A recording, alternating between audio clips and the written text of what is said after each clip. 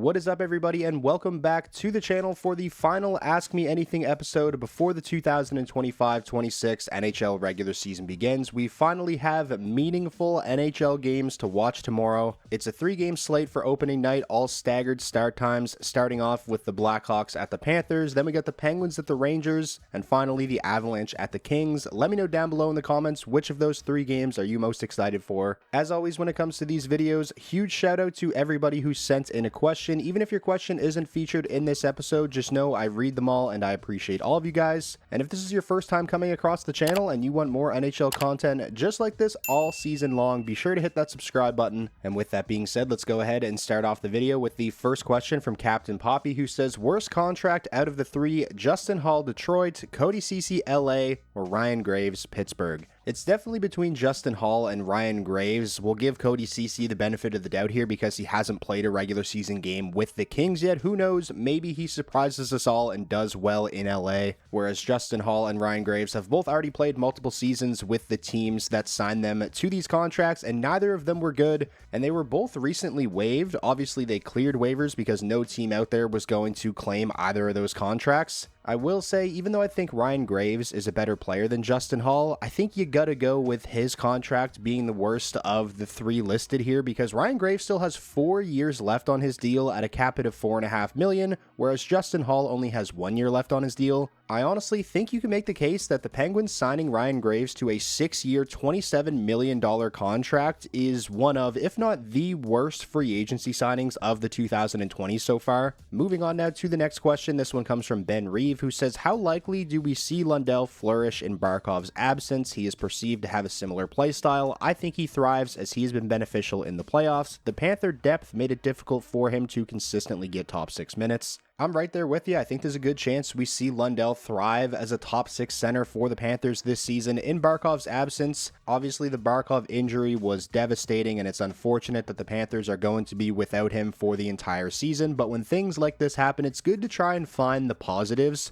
And one of the positives from the fact that Barkov is going to be out all season is the fact that Anton Lundell is going to get an opportunity to show what he can do in a top 6 role. It's looking like he's going to start the season with Reinhart and Luosterainen on his wings. Lundell's already coming off of a season where he set new career highs in both points and ice time per game, and I imagine he's going to smash those career highs this season. He's already somebody the Panthers used last season on both special teams. I don't expect that to change this season, and now that he's going to be getting top 6 minutes at even strength, I wouldn't be surprised if Lundell is somebody who averages close to 20 minutes a night this season for the Panthers. This next question comes from Here's 44 More, who says, who are your dark horse picks for every major regular season award? Art Ross, Hart, Norris, Vezina, Rocket, Calder, and President. So I'll run through this quickly. President's Trophy, I'll go with Tampa Bay as my dark horse. I'm very high on them heading into this season. For the Calder Trophy, I'll go with Zane Parekh. I think he has the potential to be one of the best offensive defensemen in the entire NHL. He looked unbelievable in the 1 game he played at the end of the regular season for the Flames, and I thought he had a pretty impressive preseason as well. We know now that he's made the Flames opening night lineup, and if he gets consistent power play minutes all season long, I wouldn't be surprised if he finishes his rookie season in the 50-point range. For the Rocket, I'll go with Tage Thompson as my dark horse. I wouldn't be surprised to see him have a 50-goal season. I'll go with Mackenzie Blackwood as my dark horse for the Vezina Trophy. He was fantastic for the Avalanche last season after being traded from San Jose. Norris, I'll go with Jake Sanderson. Hart Trophy, I'll go with Jack Hughes. And the Art Ross, I feel like this one's a bit tougher because it's usually the same handful of names that finish near the top of the NHL scoring race every season. I'll go with Mikko Rantanen if he even qualifies as a dark horse. I think we could see him put up huge numbers in his first full season with the Stars. Moving on now to the next question. This one comes from Plumber Nick, who says, between Axel Sandin Pellikka, Michael Brandsegg-Nygaard, or Emmett Finney, who is most likely to make Detroit's roster? As of today, it appears that all 3 of them have actually made the Red Wings opening night roster based off the lines the Red Wings were running at practice today. Finney was still skating on the top line with Larkin and Raymond. Brandsegg-Nygaard was skating on the 3rd line with Kopp and Compher, and Axel Sandin Pellikka was actually on the 2nd pairing of practice today with Edvinsson, and Todd McClellan was actually straight up asked today if all 3 of them made the opening night roster, and he said, well, they were here at practice today, so that's a real good sign. So he kind of confirmed that they have without actually coming out and saying that they have. And I'm not going to lie, all three of these guys,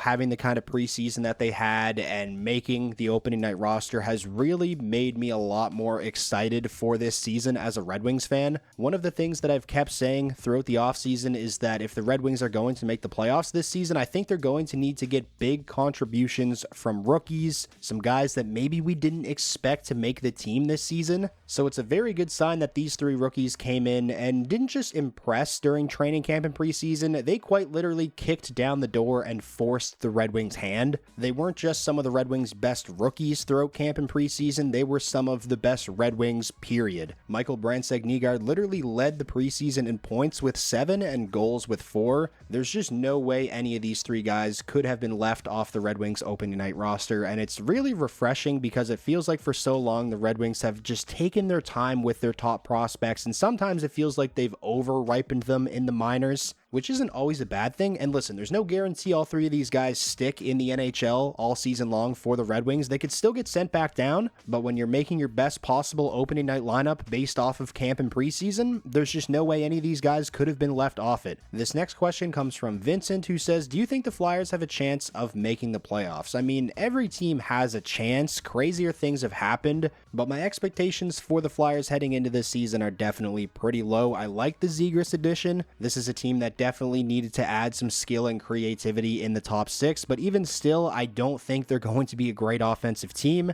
I think the blue line looks pretty weak outside of York and Sanheim, especially with Ristolainen injured, and last season they got probably the worst goaltending in the entire NHL, and they did go out and sign Dan Vladar, but I can't imagine he's going to come in and solve all their goaltending problems. I think even with Vladar, they still have one of the worst tandems in the entire league. Speaking of goaltending, this next question comes from Chris, who says, do you think that Connor Ingram could make a bigger impact on the Oilers than Pickard or Skinner and potentially be the starter for the playoffs? I definitely wouldn't rule out the possibility of this happening. We all know how difficult it is to predict goaltending in the NHL. So even though Ingram is coming off of a very disappointing season, he's only 1 year removed from a season where he started 48 games and had a sub-3 goals against average and a .907 save percentage. He was pretty damn good for Arizona in the 2023-24 season. It's looking like Ingram is going to start the season as the third goaltender on the Oilers depth chart, but considering how inconsistent the Oilers goaltending tends to be, you got to imagine he's going to get his opportunity to suit up for the Oilers in the NHL at some point, and he probably wouldn't have to play completely out of his mind to outplay guys like Pickard and Skinner, so you never know. This next question comes from Infinity, who says, who's the favorite for the Selke Trophy with Barkov injured? I think it has to be his teammate Sam Reinhart. Reinhart finished second in Selke Trophy voting last season. He's one of the best all-around forwards in the entire league, and I think that's going to be put on display even more so this season with Barkov out. Moving on now to the next question. This one comes from Jacob Garrow, who says, how do you think the Jackson Lacombe contract will look in 2 to 3 years?